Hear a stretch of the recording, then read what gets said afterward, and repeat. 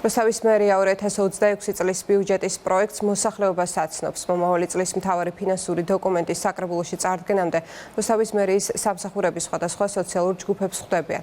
ბიუჯეტის პროექტი ბინათ მესაკუთრე ამხანაგობის 700 წარმომადგენელს ნინო ლაცაბიძემ მოადგილებთან ერთად გააცნო. 2026 წლისთვის რუსთავის მერიის გუნდის სამოქმედო გეგმის მთავარი პრიორიტეტი ახალი საგზაო ინფრასტრუქტურის მოწყობა, ავარიული შენობების რეაბილიტაცია, შიდა საუკუნო სივრცეების განვითარება, სოციალური, სპორტული და ახალგაზრდული პროექტები იქნება.